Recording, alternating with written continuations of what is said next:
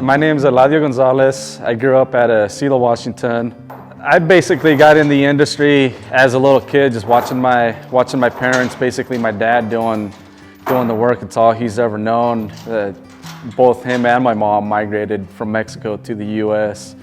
in the early 80s and been here based out of Yakima, Selah, Yakima area ever since. And this is all they've known for their life, is nothing but working in the ag business, whether it be in the warehouses to out in the field most of their lives.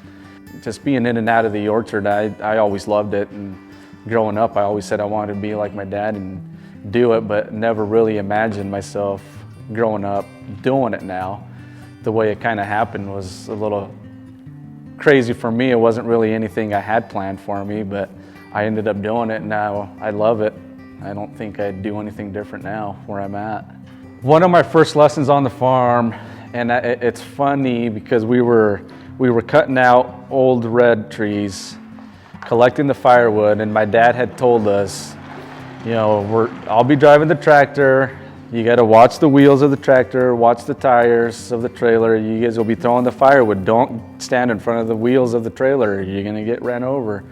So that was one of my very first lessons, is getting ran over, doing what my dad told me not to do. I went and did and stood in front of the trailer. I got ran over, ran my foot over, and I learned pretty quick from that there's a lot going on in the orchard, and you got to be paying attention and really looking around and seeing where people are and being aware of the situation around you, or somebody can get hurt in an instant. New techniques is a pretty big deal nowadays. As everybody knows, technology has come a long ways from when we first started. You need something mapped out. You don't have to pull out your old measuring wheel, your old cable that had blue ribbons and yellow ribbons on it that gave you all the exact spacing for the tree rows that you're trying to plant. Nowadays, you got different apps. You got GPS out there that helps a guy. That's come a long way. So that's one of our goals here, is bring in the new technology and be able to use that for our future references. And as we know, drought is a big thing coming, and we can't do, there's nothing we can do about Mother Nature, but there is key factors out there that are going to help us. There's new valves out there. Everything's electrical. Everything's computer ran. I mean, you can use your laptop or your phone to zone in and see where your dry spots are. See where you got to apply more water, less water, so you're not so much spilling it. You know, you got electrical manifolds, electrical valves that'll tell you the exact output of your water, the exact output of what you're actually putting in the ground, so you're not just irrigating for 12 hours, because that's what we were used to doing back in the days, is 12-hour sets, 16-hour sets, where now you can change your old sprinkler heads and go to a micro sprinkler and do your irrigation in half the time, because technology is now there. Everything in the industry is changing. I mean, everything. I mean, these new systems, it's amazing what they're doing. Trees per acre, but bins per acre alone. You know, sometimes you hear farmers out there that are picking 160, 170 bins per acre when they were only able to do 60, 80 bins per acre on a lucky day.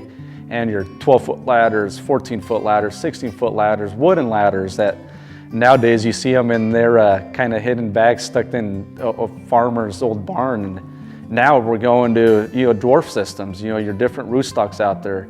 You know, you want your trees 8 foot tall, 9 foot tall, 6 foot tall at a time now. You know, you're going from a 14-foot ladder to now a 6-foot ladder. And that's the way the industry has evolved. And not only for safety, but it helps out in general for getting better quality fruit. Yeah, I mean, as it all changes, we got to change with it. If it be vineyard or hops, then that's the route we got to go.